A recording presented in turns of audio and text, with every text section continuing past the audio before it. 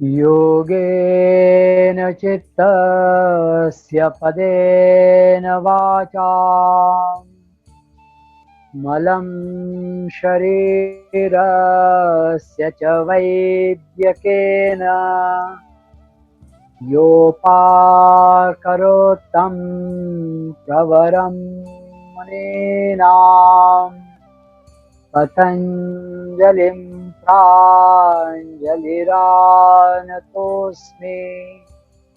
ॐ शान्ति शान्ति शान्तिः।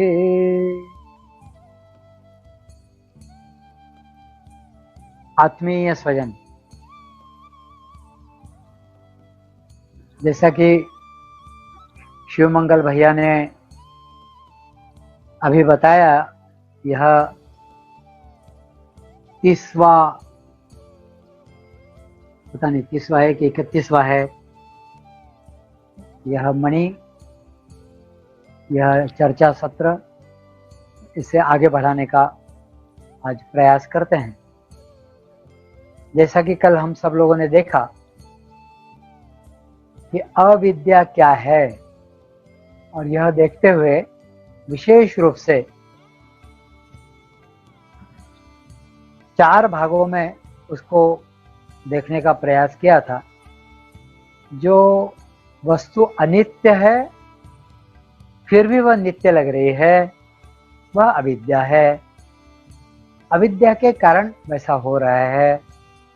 जो अशुचि है अर्थात अपवित्र है, अर्थात अमंगल है, अर्थात अस्वच्छ है, साफ सुथरी नहीं है, वह अशुचि होकर भी शुचि लग रही है, जो साफ सुथरी लग रही है। अपवित्र होकर भी पवित्र लग रही है। जो दुख रूप है फिर भी सुख रूप लग रही है।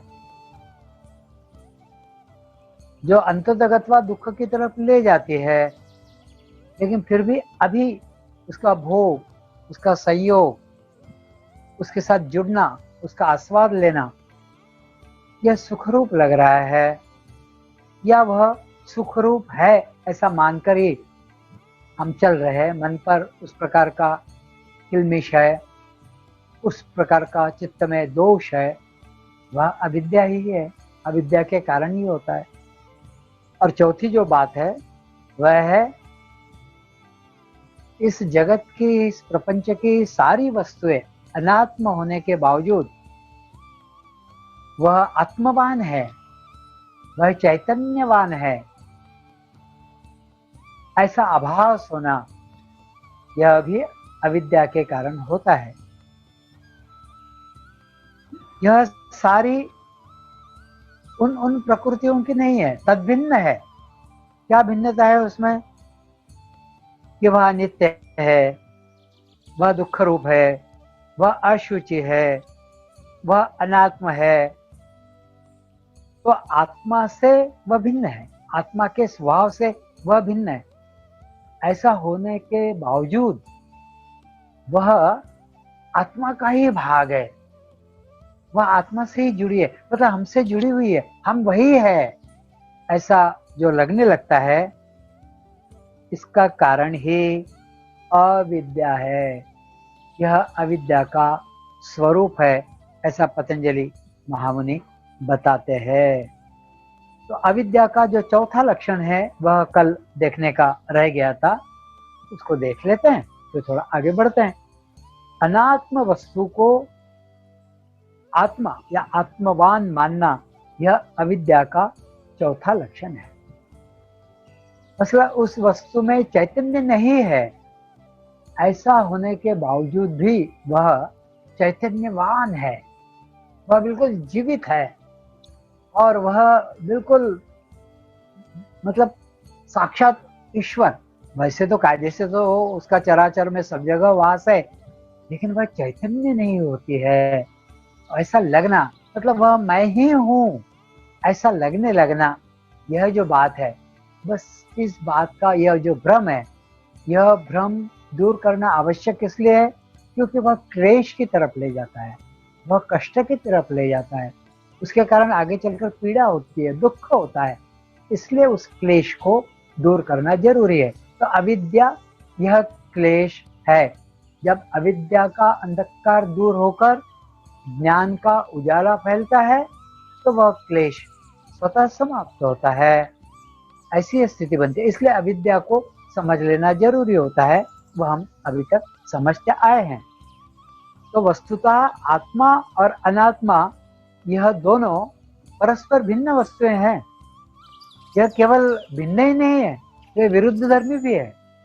एक आत्मवान है, एक अनात्मवान है, उसके कारण वह पूर्णतः भिन्न है। मतलब इस जगत में जितनी भी वस्तुएं हैं वह होने से मेरे अंदर सुख जागृत होगा, वह होने से मुझको पूर्णता मिलती है, मैं हूं, ऐसा इनके कारण लगने लगना यह गलतफहमी है। क्योंकि वह वस्तुएं जब नहीं है, वह साधन सुख के नहीं है, तब उस साधक की या उस व्यक्ति की क्या दशा होगी, यह हमें समझना चाहिए। क्योंकि आज है, कल नहीं है, ऐसा हो सकता है। जो कल नहीं था वह आज है तो कल रहेगा, इसकी कोई शाश्वती नहीं है। तो ऐसे में फिर हम निरंतर सालों साल, जन्म जन्म हम फिर दुख की अवस्था में जाते रहेंगे।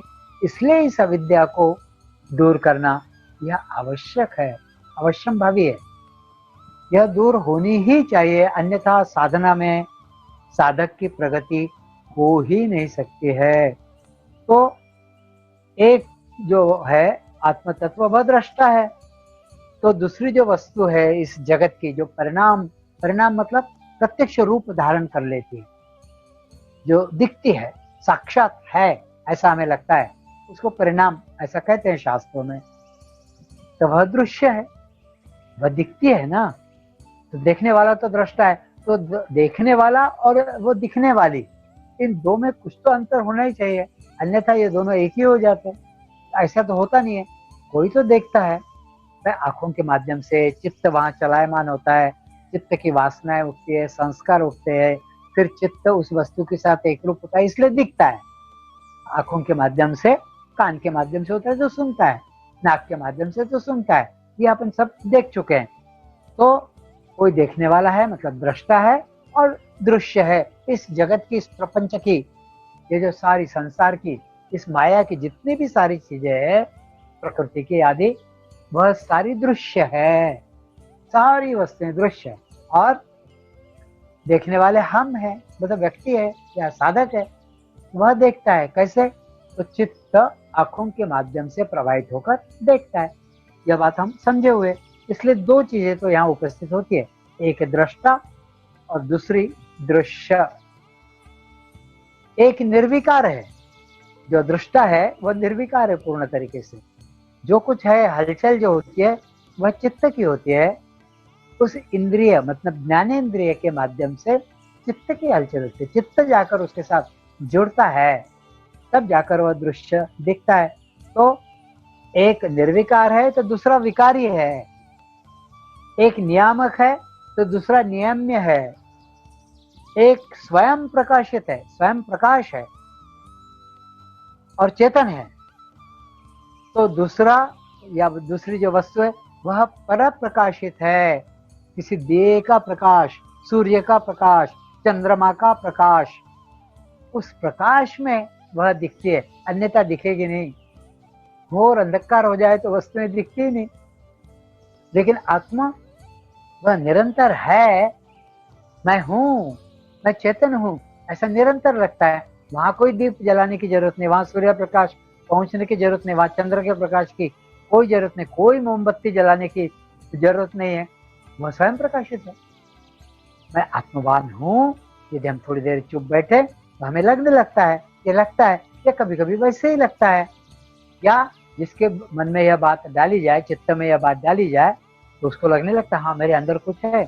मेरे एक मित्र है, वो कहते हैं अनिल ऐसा लगता है कि जैसे सूखा हुआ नारियल होता है ना, सूखा हुआ नारियल, तो नारियल के अंदर गोला होता है और वो नारियल को हिलाओ तो बाहर का जो कवच है वो और अंदर की गरी ये जब छूट जाती है, अलग हो जाती है, तो वो खलखल खलखल हिलती है, गड़गड़ गड़गड़ बोलती है। कभी कभी मुझे ऐसा लगता है, वे कहते हैं कि ऐसा कुछ अंदर हो रहा है कि वह अलग हो गया है और ये शरीर कवच है। देखो कितनी अच्छी अवस्था है। मतलब बात समझने जैसे, इस बात को पकड़ लीजिए आप लोग, आप सब साधक लोग हो, इस बात को पकड़िए कि नारियल की गरी, नारियल का गोला, उस कवच से, उस जो सख्त भाग है उससे अलग हो जाना, या आत्म तत्व इस शरीर से हट जाना, अलग हो जाना है, लेकिन अलग है, इससे हटकर है। भाई उस कवच को आप खा सकते हो क्या? नहीं खा सकते हो, लेकिन वो जो भीतर आपके है गरी, उसको आप खा सकते हो। ऐसा ही है जो हम है वास्तव में, वह अंदर का वह तत्व है। और यह जो देह जिसके हम उपस्कार करते हैं, निरंतर चिंता करते हैं, लगातार लगे रहते हैं, थकता है तो सोता है, जगता है तो काम करता है, काम करता है तो भिन्न भिन्न काम, फिर वो चिंता करता है कि मैं शाम को क्या खाऊं, दोपहर में क्या खाऊं, फिर मैं कपड़े कौन से पहनूं, ये वस्तु कैसे लाऊं, वो वस्तु कैसे लाऊं, इसके साथ कैसे रिश्ता निभाऊं, आदि आदि आदि आदि। ये देह के साथ जो जुड़ा हुआ है, ये जो बाहर की गरी है, बाहर का जो कवच है, इसके साथ, लेकिन उस गरी की चिंता करना यह बहुत जरूरी है। इसलिए उसकी तरफ जाना, तो वह स्वयं प्रकाशित है, स्वयं प्रकाश है और चेतन भी है। और जो बाहर है या वस्तु रूप में है, वह पर प्रकाश है और जड़ भी है। यह जड़ नहीं है। कहाँ है? तो सब जगह है। कौन सा इंद्रिय आत्मा है? तो सब जगह पर वो है। इसलिए यह इंद्रिय आत्मा है, तो इंद्रिय वह हो ही नहीं सकता, लेकिन इंद्रियों को उसने प्रकाशित किया है, इंद्रियों को शक्ति देने का काम वह करता है। इस बात को हम लोगों ने अच्छे से समझ लेना चाहिए और अपने मन में बिठाना चाहिए। यह बहुत बेसिक और आवश्यक ऐसी बात है। यह भाव भी सदैव मन में बना रहना चाहिए, अर्थात यह स्थिति के अनुसार होता है और यह स्थितियां फिर बदलती भी रहती है। शुरू शुरू के दिनों में ज्यादा देर नहीं टिकता है, चलो आगे देर तक कभी टिकेगा।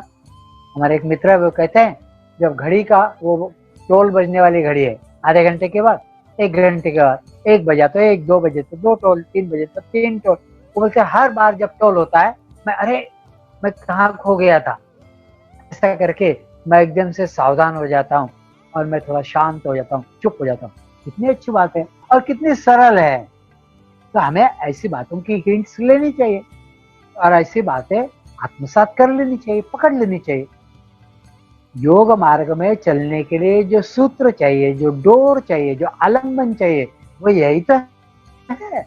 भाई पतंजलि योग दर्शन यह एक बहुत बड़ा आलम्बन है, लेकिन घड़ी का टोल, वो घंटा बजना, यह भी है। कभी कभी कोई कुछ कह देता है, वो भी है। रास्ते में चलते चलते जाते कोई मंदिर दिखाई पड़ता है, हमारा सिर झुक जाता है, वह भी है। कोई बच्चा कोई अच्छी बात कह देता है, कहीं कोई ओम सुनाई पड़ता है, कहीं बहुत अच्छी बात, कोई कोई सुंदर फूल दिखाई पड़ता है, अरे सुंदर तेजस्वी सूर्य नारायण उगते हुए दिखाई पड़ते हैं, पूर्णिमा के चंद्रमा दिखाई पड़ते हैं, हो जाए सचेत। ये सचेत करने के लिए तो है। तो हमारे अंदर उसके कारण प्रकाश होना चाहिए। तो हम स्वयं प्रकाशित तो वैसे ही है, तो इससे एकदम से जागृति आ जानी चाहिए। एक नाम रूपादि रहित है आत्मा, यह नाम रूपादि रहित है, तो बाकी सब नाम रूपादि इन धर्मों से युक्त है। भाई कोई अलमारी है, तो कोई कपड़ा है, तो कोई बनियान है, तो कोई साफी है, तो कोई कैमरे का स्टैंड है, तो कोई मोबाइल है, तो कोई पेन है, तो कोई रुमाल है, तो कोई किताब है। सबको नाम रूप है, लेकिन आत्मा को, आत्मा के सिवा और क्या कह लेंगे आप? कुछ कहना बहुत मुश्किल है, बहुत मुश्किल। उसको कोई दूसरा नाम दिया ही नहीं जा सकता, नाम की जरूरत ही नहीं, क्योंकि वह है ही, तो वह तो चेतन रूप है। इसलिए सारी दूसरी चीजें यह नाम और उपाधि धर्म से युक्त है। और अस्मत्, मैं हूं, इतना भर प्रत्यय, तो प्रत्यय गोचर है, इतना भर प्रत्यय मतलब इसकी प्रतीति होती है, महसूस होता है, यह आत्म तत्व है, बस इतना भर। तो मैं हूं, तो यह मैं प्रत्यय गोचर है, और बाकी दूसरी युष्मत वह प्रत्यय गोचर नहीं है, वह प्रत्यय को गोचर है, समझ में आती है, तो विषय है, इस रूप में रहती है। इस प्रकार आत्मा और अनात्मा परस्पर से भिन्न भी है, और प्रकाश और अंधकार इसके जैसे विरुद्ध धर्म भी है। एक तरफ प्रकाश है तो एक तरफ अंधकार है, इस प्रकार वह विरुद्ध धर्मी है। और इसलिए अनात्म के जगह पर आत्मख्याति कभी भी उत्पन्न नहीं हो सकती। इसलिए जो अनात्मभूत देह आदि है उसमें आत्मख्याति यदि हो जाती है, मतलब ये मैं हूं ऐसा जब लगने लगता है, यही तो अविद्या है। यह देह ही मैं हूं और आत्मा की प्रतीति होती ही नहीं है, यही प्रकाशित है, यही सब कुछ है, ऐसा मानने लग जाते हैं, यह अविद्या है। यह अविद्या का बहुत बड़ा दोष है, बहुत बड़ा दोष है। एक अशुचि है तो एक शुचि है, एक दुख रूप है तो एक सुख रूप है, एक अनात्मभूत है तो एक आत्म स्वरूप है।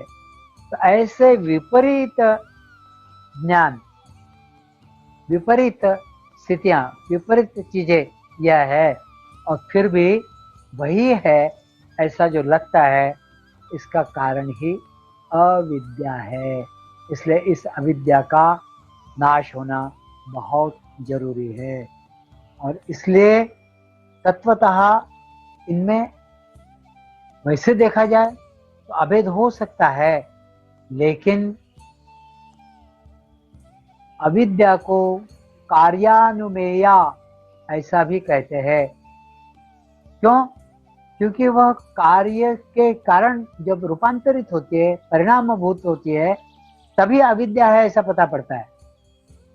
उसका प्रत्यक्ष ज्ञान नहीं होता है। मैं अविद्या होते हुए हमें भी मान लीजिए कि अभी तक पता ही नहीं पड़ रहा था, कि अनेक लोगों को नहीं पता पड़ा होगा। तो वह जब तक कार्य रूप नहीं लेती है तब तक, मतलब कार्य रूप तो ले लेती है लेकिन फिर भी उसका पता नहीं पड़ता है, तब उसको कार्यानुमेया ऐसा उसको कहते हैं। इसका कारण यह है कि उसका प्रत्यक्ष ज्ञान नहीं होता है, तो कार्य के कारण उसका ज्ञान होता है। जब वह कार्य में रूपांतरित होती है अविद्या, तब उसका ज्ञान होता है। तो अनुमान प्रमाण जैसा है, अनुमान प्रमाण हम देख चुके हैं। यत्र धूम्रः तत्र वह्निः, जहां जहां धूम है, धुआं है, वहां वहां अग्नि होगा। तो यहाँ यहाँ कार्य है, तो इसका मतलब है कि वहां अविद्या है। तो अनुमान प्रमाण से ही वह सिद्ध होती है, और उसी से उसका फिर ज्ञान होता है। और जैसे ही ज्ञान होता है कि अविद्या है, बस अविद्या का नाश हो जाता है। तो इस प्रकार यह जो विपर्य है, यह अविद्या है। इस अविद्या का नाश होना यह बहुत जरूरी है। अगला सूत्र पतंजलि महामुनि देते हैं कि जैसे अविद्या, फिर उसके बाद का अगला सूत्र है अस्मिता। अस्मिता के बारे में वे बताते हैं, दृक् दर्शन शक्त्यो रेकात्मते वास्मिता। दृक् शक्ति यानी दृष्टा, और दर्शन शक्ति यानी प्रत्यक्ष जगत का दर्शन करना। दो चीजें होगी। एक दृक् शक्ति किसकी है? तो दृष्टा की है, और दूसरा वह देखता है, आंखों के माध्यम से देखता है। किसको देखता है? तो यह जगत का दर्शन लेता है, जिसके कारण चित्त के माध्यम से ज्ञान होता है। यह बहुत सरल सी प्रक्रिया है, जो अभी तक हम लोग अनेकों बार, 2-3 बार पीछे समझ चुके हैं। आज भी अभी 2-4 मिनट पहले उसके बारे में कहा था। यह दोनों वास्तव में एक दूसरे से भिन्न है, लेकिन फिर भी वह एक रूप है ऐसा ही लगता है। यही अस्मिता है। मतलब दृक मतलब देखने वाला, और दृश्य यह जो जगत है, यह दोनों एक दूसरे से बिल्कुल भिन्न है, अलग अलग है, फिर भी यह दोनों एक रूप है ऐसे ही लगता है। मतलब उन पर हम वह जागृत है, वह आत्म तत्व है, या वह चैतन्यमय है, ऐसा आरोप हम करते हैं। उस कारण वह परस्पर भिन्न होते हुए भी वह एक रूप है ऐसा ही भ्रम होता है। और उसका जो स्मरण है, वह स्मरण अस्मिता नाम के क्लेश के कारण होता है, और उसे ही अस्मि ऐसा कहा गया है। अस्मिता, अस्मिता का मतलब है हूं, मैं हूं। तो मैं हूं मैं, यह शरीर में हूं, या हाथ में हूं, या उंगलियां में हूं, या आंखें में हूं, या नाक में हूं, या कान में हूं, या जिह्वा में हूं, या त्वचा में हूं, या हृदय में हूं।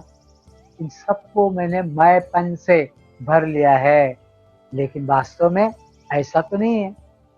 लेकिन मैं इसी इन सबको ही मैं मान रहा हूं। यह क्लेश है, क्योंकि ऐसी स्थिति बन सकती है कि इससे मनुष्य हट सकता है।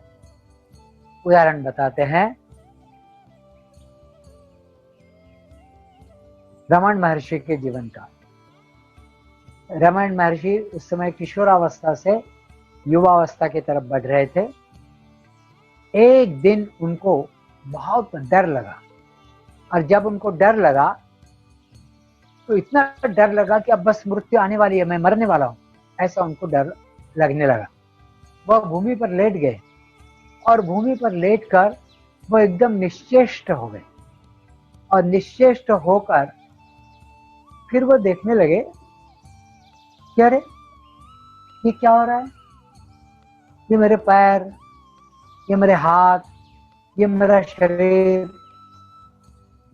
यह अरे ये तो मरते जा रहे हैं, ये तो मृत्यु को उपलब्ध हो रहा है, ये तो निश्चेष्ट होते जा रहे हैं।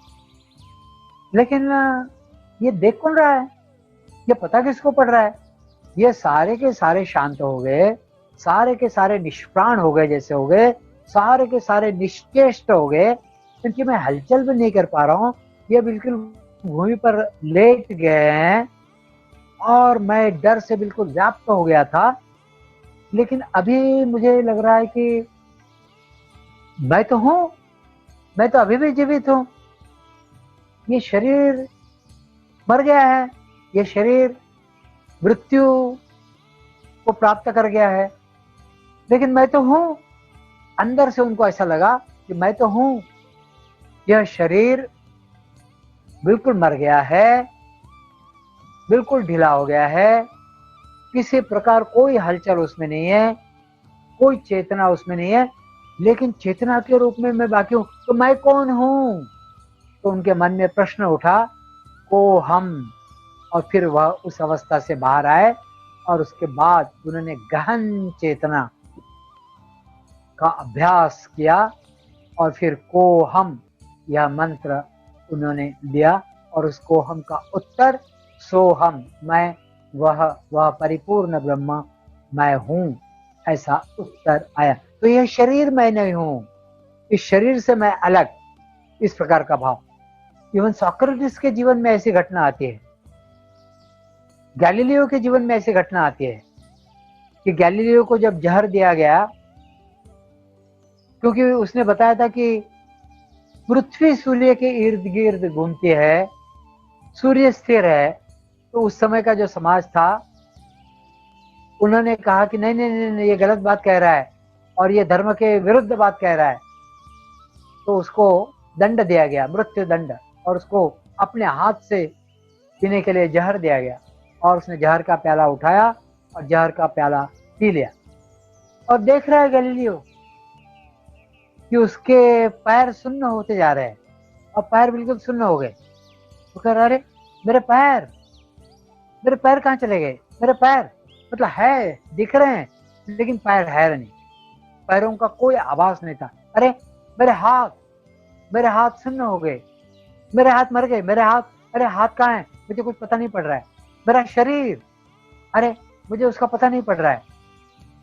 ऐसा करते करते करते शरीर का एक एक अंग उसका मरता गया, और वह फिर भी चेतन रहा, और वह देखता रहा, और अंत जगतवा फिर उसके प्राण पखेरु उड़ गए। लेकिन वह यह कहता रहा कि मेरे हाथ अब मर गए, मेरे पैर अब मर गए। मतलब उनको मरता हुआ वह देख रहा है। तो वह कौन? तो वह चेतन तत्व, वह आत्म तत्व, वह आत्म तत्व ही वास्तव में मैं हूं। लेकिन भ्रमवश एक ऐसा क्लेश हमारे अंदर उत्पन्न होता है कि वह जो सारा शरीर और ये सारे जगत की वस्तुएं, जो उपभोग्य वस्तुएं, ये सारे साधन, यह मैं ही हूं, ऐसा जब लगने लगता है, तो उसके कारण यह अस्मि या यह अस्मिता, यह क्लेश उत्पन्न होता है। इसलिए आत्मा और चित्त यह तत्वतः, स्वरूपतः और धर्मतः, तत्वतः, स्वरूपतः और धर्मतः तीनों एक दूसरे से भिन्न है, परस्पर भिन्नता रखते हैं, लेकिन वह एक रूप है, ऐसे ही रखता है। बस यही है अस्मिता क्लेश। पहला अविद्या, वह जगड़ कर रखता है। दूसरा यह अस्मिता भी इस रूप में जगड़ता है कि सारी जगत की सारी वस्तुएं आत्मवान है और वह मैं ही हूँ।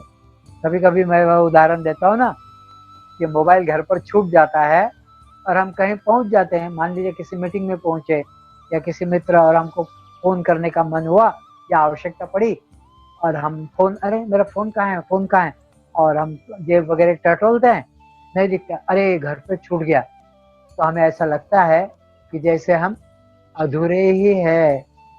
आपको वो एक कहानी याद होगी ना, वो कहानी बहुत मजेदार है, थोड़ी यहाँ पर बताकर आज ये अस्मिता क्लेश फिर समाप्त करता हूँ। एक बंदर और एक मगरमच्छ की बहुत दोस्ती होती है। आपने बाल्यकाल में स्कूल शिक्षा में, शालेय शिक्षा में वह कहानी पढ़ी होगी। वैसे लोग बताते हैं, बड़ी रोचक भी है। वह बंदर और मगरमच्छ की बड़ी अच्छी मस्त दोस्ती थी दोनों की, और दोनों खूब गपशप लगाते थे। एक सरोवर के किनारे दोनों रहते थे। सरोवर में एक बीच में टापू था, और वहां एक जामुन का पौधा था, पेड़ था। और जैसे मौसम आया, जामुन के पेड़ पर खूब फल आए, खूब फला वह, और उसके जामुन टपकते थे। कभी कभी नहीं टपकते थे, लेकिन मगरमच्छ को जब नहीं वहां टपके हुए होते थे तो जामुन खाने का मन तो होता था, लेकिन जामुन मिलते नहीं थे। तो वह क्या करता था, बंदर को अपने पीठ पर बिठाता था और वहां पर ले जाता था उस टापू पर। बंदर पेड़ हिलाता था, इधर उधर कूदता फादता था, जामुन टपकते थे, मगरमच्छ खाता था। फिर मगरमच्छ उसको किनारे पर लाकर छोड़ता था, बंदर अपने घर जाता था, मगरमच्छ वहीं पानी में रहता था। ऐसी उनकी दोस्ती थी। एक दिन उस मगरमच्छ ने बंदर को अपनी पीठ पर बिठाया और वहां लेकर गया, लेकिन उसके मन में कुछ लालच आया होगा, तो उसने बहाना बनाया।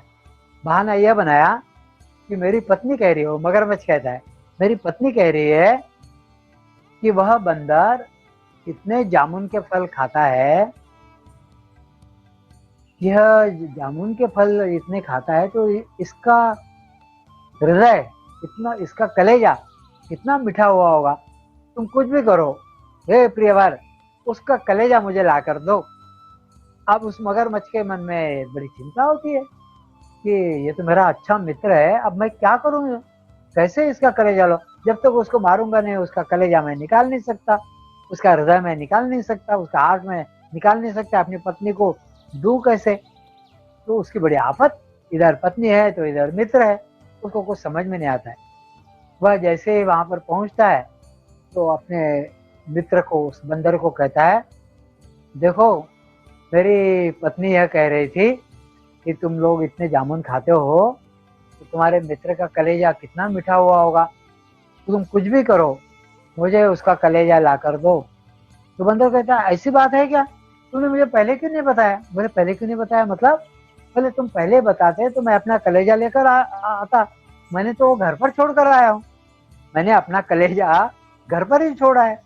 तुम मुझे वहां किनारे पर छोड़ो, मैं जाकर कलेजा तुम्हारे लिए लेकर आऊंगा, फिर तुम अपनी पत्नी को दे देना, ले जाना। बोले हाँ ऐसा है क्या, बैठो मेरी पीठ पर। वो वापस उसको ले आता है। जैसे किनारा नजदीक आता है वो टुनुक से कूदता है और वहां से चला जाता है और बच जाता है अपनी जान, अपना पिंड छुड़ा लेता है। लेकिन वह कलेजा ही मैं हूँ, ऐसा उस बंदर, तो बंदर का कलेजा तो अलग हो नहीं सकता।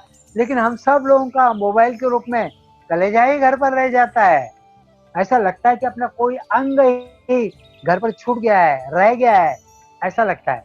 मैं तो जब मस्ती से जब बाहर जाता हूँ तो वाह आज मोबाइल छूट गया, मनाओ खुशी, बढ़िया है, घंटे 2 घंटे और मोबाइल से छुटकारा। मैं योग क्लास में जाता हूँ सुबह, तो 8:30, 9, 10 बजे तक लगभग मोबाइल उठाता ही नहीं हूँ, नो झंझट। तो अच्छा है, तो ऐसा अभ्यास हम लोगों ने करना चाहिए। यह जो अपना कलेजा है, इस कलेजे को रखते जाओ थोड़ा थोड़ा किनारे पर, कमरे में बंद करके रखते जाओ। जैसे मंदिर में जाते हैं ना, चप्पल बाहर, जूते बाहर उतारते हैं, उधर नमस्कार तो कर रहे हैं लेकिन पीछे मुड़कर देख रहे हैं कि जूते की तरफ तो कोई आ नहीं रहा है। मतलब आधे से भी अधिक ध्यान उस जूते चप्पल पर रहता है और हाथ इधर मूर्ति को जोड़ते जा रहे हैं। क्या खाक वो पूजा करेगा और वहां पर नमन करेगा। तो ऐसे अधिकतर लोगों की, मैं यह मानता हूँ कि हम में से किसी की भी ऐसी अभी स्थिति नहीं रही, वह इन अवस्थाओं से उठ गए। यदि नहीं उठे होंगे तो पुरानी चप्पल पहनकर जाना मंदिर, टूटी फूटी चप्पल पहनकर जाना। गई तो सोचना अरे ये तो बहुत अच्छा हुआ, नई चप्पल आ सकती है, जगह घर में खाली हो गई, अब नई चप्पल आ सकती है। चलो ये पहला वाला कलेजा वो मगरमच्छ ले गया है, अब दूसरा कलेजा कहीं से ले आते हैं। तो ऐसा धीरे धीरे यह अस्मिता, मैं ही सब कुछ, यह जो अहम भाव है, अस्मि का मतलब क्या होता है पता है, मैं हूं, यह अस्मि का भाव। यह जो अस्मिता, यह जो स्फुरण है, यह अस्मिता नाम का जो क्लेश है, इसका मतलब ही मैं हूं, बस यही है। यह अत्यंत सूक्ष्म लेकिन यह अखंड स्फुरण अपने अंदर रहता है। यह जो सारे प्रपंच के काम हम करते हैं ना, या कभी गुस्सा आता है, कभी अहंकार जगता है, काम क्रोध लोभ मोह आदि आदि बहुत सारी हिंसा वगैरह वगैरह सारी बातें, करुणा वगैरह न होना, ये जो सारी बातें उठती है, कठोरता वगैरह, यह सारी बातें इस अस्मिता के कारण ही उठती है। मैं हूं है, क्या समझते हो। यह जो बात है अहंता या अस्मि, मैं हूं, यह इसका नित्य स्मरण स्फुरण अंदर रहता है। यह भास ही है एक प्रकार का। इस भास को दूर करना यह बहुत जरूरी है। इसलिए यह आत्मा का धर्म नहीं है, इसमें केवल है, मैं हूं वाला नहीं, केवल हूं, इतना ये जो बात है वह तो आत्मा का धर्म है। ये मैं, यह शब्द आते ही, या यह शरीर, मैं रूप में मैं हूं, यह आते ही बस वह अस्मिता हो जाती है। और यह अस्मिता कब अपनी खोपड़ी को घुमा देती है और गर्दन कब मरोड़ देती है, इसका पता ही नहीं पड़ता। अच्छे अच्छों का ये चोटी मैंने इसीलिए बढ़ाई है कि मैं उसका बिल्कुल ऐसा उसका बिल्कुल नेस्तनाबूद कर दूंगा उसको, इसलिए चोटी में ये गांठ मैंने 1 लगाई 2 लगाई, तीसरी गांठ इसलिए लगाई कि वो गांठ है ताकि लगाई वो याद रहनी चाहिए, इसलिए तीसरी गांठ लगाई। यह अस्मिता बहुत सूक्ष्मता से ऐसी जकड़ वो रखती है कि बहुत कठिन है। जैसे अपन लोहा पीटे जो होते हैं, लोहे को तपाते हैं, लोहा जब तपता है तो कैसा लाल रंग का दिखता है, एकदम लाल रंग का। और वह लोहा जो है एक तरफ तब तो लाल तो होता है वह, लेकिन उस लोहे का आकार उस लोहे का ही रहता है, और उसमें उष्णता भी है और तेज भी है कि नहीं। जो तप्त लोहा है उसमें आकार तो उसका लोहे का ही है। मान लो कुल्हाड़ी लेकर गए या कोई हंसियां लेकर गए पजवाने के लिए, जब वो ले जाएंगे और वो कोयले में उसको तपाएगा, हाँ वो धोखनी लगाकर भस्त्रिका से, तो वो एकदम लाल वर्ण, रक्त वर्ण हो जाता है। तो उसका आकार तो वैसा ही रहता है, वह लोहा वैसा ही रहता है, लेकिन उसमें उष्णता भी है और उसको तेज भी है। लेकिन अग्नि की यह जो विशेषता है, यह विशेषता उसके आकार से और उसके रूप से एक रूप हो जाती है, और उसके कारण वह लोहा है ऐसा ही हमें लगता है। ऐसा ही इस देह के साथ यह आत्म तत्व एक रूप सा इस अस्मिता के कारण हो जाता है, और उस कारण वह आत्म तत्व भिन्न लगता ही नहीं। जैसे उस लोहे में वह उष्णता और वह तेज यह भिन्न है उस लोहे के रूप से, ऐसा लगता ही नहीं है, वैसा ही इस देह के साथ ऐसा ही होता है। यही अस्मिता क्लेश है और यह दुख रूप है। इसलिए यहाँ पर यह जो बात है, यह आत्म तत्व की बात मुख्य रूप से है। इसलिए इस चित्त का मैं, ये जो वृत्त्यात्मक स्फुरण है, वह एकंकार होकर मैं हूँ ये नहीं, तो केवल मैं मात्र इतना हूँ, इतना मैं नहीं हूँ, मैं का कुछ मतलब नहीं है, हूँ बस इतना पर स्फुरण यदि रहता है, तो वह यह मैं हूँ, यह देह के साथ संयोग होने के कारण ही यह अध्यास युक्त वृत्ति स्फुरण होता है, यह नहीं होना चाहिए। इसलिए इस मैं हूँ, इस मूलभूत वृत्त्यात्मक स्फुरण का, इसको कहते हैं हृदय ग्रंथि। यह हृदय ग्रंथि टूट जानी चाहिए। और वह हृदय ग्रंथि कब खिलती है, कब खुलती है? तो यह आत्म साक्षात्कार से इस हृदय ग्रंथि का भेद होता है। वह जब होता है तभी मैं हूँ यह स्फुरण बीच बीच में रहता भी है, तो भी उस स्फुरण में मैं का संबंध वह बुद्धिस्थ चिदाभास की तरफ रहता है, और है का आत्म की तरफ। मैं का वह बुद्धि की और चित्त की ओर उसका झुकाव रहता है, या उस स्फुरण की तरफ उसका जोड़ रहता है, और हूँ का संबंध आत्म भाव की तरफ होता है। तो ऐसा अनुभव युक्त अनुसंधान चित्त में धीरे धीरे धीरे धीरे धीरे धीरे वह वसति करने लगता है, रहने लगता है, अस्तित्व में रहता है। उसका वहां पर एक एक शुभ अस्तित्व बनने लगता है, और तब जाकर अस्मिता का यह जो क्लेश है यह नष्ट होता है। इस प्रकार यह अविद्या और अस्मिता, अब ऐसा लगता है कि बाकी के क्लेश तो सरल है, राग और द्वेष और अभिनिवेश जैसे, लेकिन जब उनका विश्लेषण करेंगे लगेगा कि वे भी बड़े महत्वपूर्ण है। ऐसा धीरे धीरे धीरे धीरे एक एक क्लेश की तरफ, तो प्रत्ययः पंचतयः और क्लेश, पंच क्लेश, क्लिष्टा क्लिष्टः, तो यह जो क्लिष्ट है इनको अक्लिष्ट करते जाना। जैसे अविद्या को हमने अक्लिष्ट कर दिया, वैसे ही अस्मिता को भी अक्लिष्ट करना आवश्यक है। आगे चलकर सुखानुशयी रागः दुखानुशयी द्वेषः, इनको भी हम देखेंगे, और उन दो क्लेशों को भी कैसे दूर करना और वह क्लेश क्या है और उनको कैसे अक्लिष्ट करना वह भी देखेंगे। और उसके बाद का जो क्लेश है वह है अभिनिवेश। अभिनिवेश मतलब मैं कभी भी मरने वाला नहीं हूँ, मैं तो नित्य निरंतर ही यहाँ पर रहने वाला हूँ। बाकी सारी दुनिया को मृत्यु आ सकती है, मुझे नहीं आ सकती, मैं नहीं मरने वाला हूँ। यह जो भाव है, यह भाव भी पुरोहित होना, यह भाव भी क्लेश कारक है, उसको भी अक्लिष्ट करना यह बहुत जरूरी। मुझे ऐसा लगता है कि आज यहीं पर रुकते हैं और प्रार्थना के साथ यहाँ विषय समाप्त है। सर्वे भवन्तु सुखिनः, सर्वे सन्तु निरामयाः, सर्वे भद्राणि पश्यन्तु, मा कश्चित् दुःखभाग् भवेत्। ओम शांति शांति शांति। प्रथम सत्र यहीं समाप्त करते हैं। कृपया अगले सत्र के लिए तैयार हो जाए। थोड़ी देर के लिए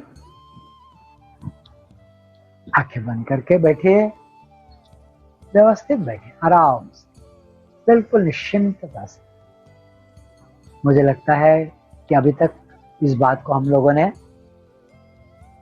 पकड़ लिया होगा एकदम से, झटके से। और मुझे यह भी लगता है कि हम में से सभी लोग दिन में एक आध बार, 2 बार, 4-6 बार, 1-1 मिनट का अंतराल बीच में लेते ही होंगे।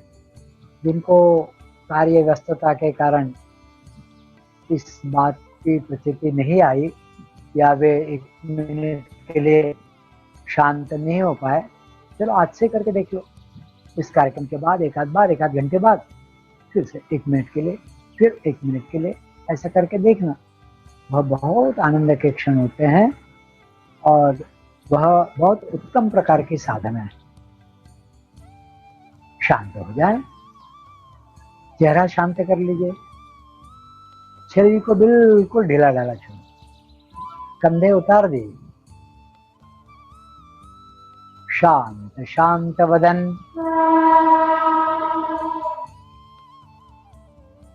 चेहरे पर मंद स्मित।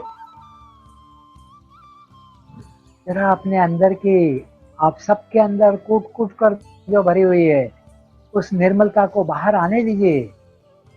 अपने चेहरे पर आप सब लोग बहुत अच्छे साधक हो, आप सब लोग बहुत अच्छे विचार से जुड़े हुए हो, आप सब लोग बहुत अच्छी साधना मार्ग से जुड़े हुए हो। आप सब लोगों ने बहुत अच्छे अच्छे कार्य अपने जीवन में किए हुए हो। आप बहुत अच्छे से ध्येय के साथ जुड़े हो, ध्येयाकार भी हो जाते हो। उन बातों का सदैव चिंतन मन में रखिए। आप कोई सामान्य लोग थोड़ी हो, आप इस देह के भीतर रहने वाले उस असामान्य तत्व से भरपूर जन हो। इसलिए आप अपने आप को पापी, अपने आप को अक्षम, अपने आप को अपवित्र, अपने आप को अक्षम बिल्कुल न मानिए। आप उस पवित्र आत्म तत्व का मंदिर हो साक्षात। आप पवित्रता से कूट कूट कर भरे हो। उस मंगल भाव से आपका चिदाकाश सतत गुंजायमान है। आपके हृदय के मंदिर के गर्भागार में सदैव वह शुभ का, मंगल का स्थान रहा है। उसकी उपस्थिति रही है, उसका आभास मन में रखिए। आप वास्तव में बहुत पवित्र पवित्र आत्मा हो, बहुत पवित्र आत्मा। आप उसके लिए अपने आप को मानिए, आपका अहोभाग्य है, आप धन्यभाग है कि ऐसी अवस्था के लिए आप सुपात्र बने हुए हो।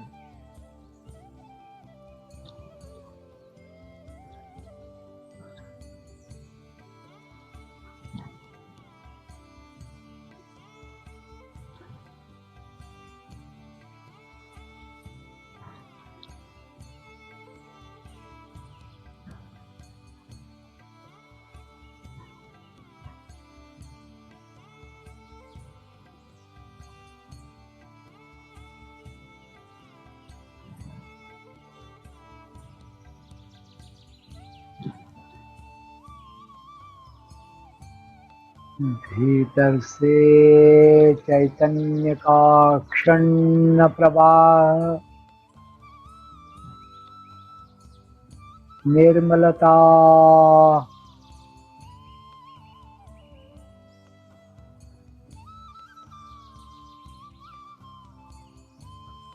भीतर के सुख के साथ संवाद साझे, नजदीकी साझे।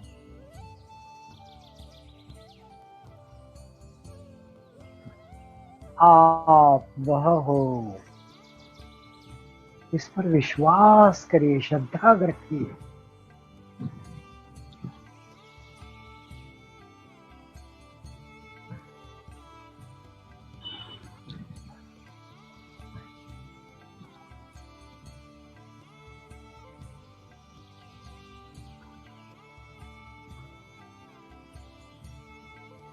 आपके भीतर की दिव्यता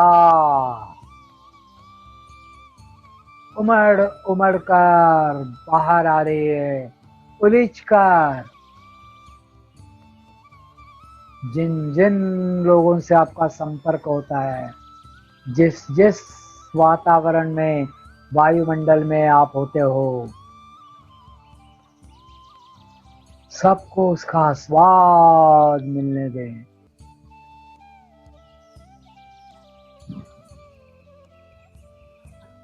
दिव्यता की महान परंपरा के आप संवाहक हो।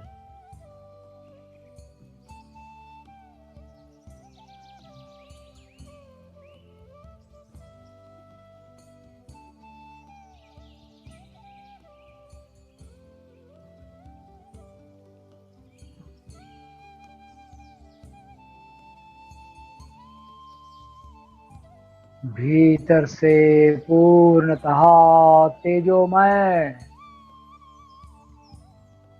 दिव्य तेज भीतर से सर्वांग को आलोकित करता हुआ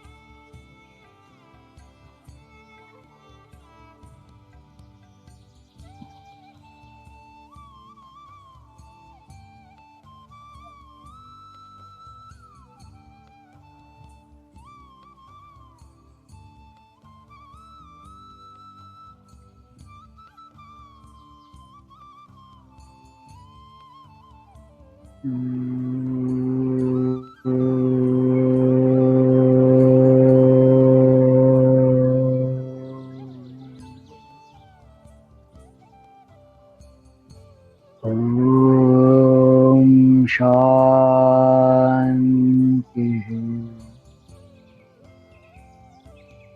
शांति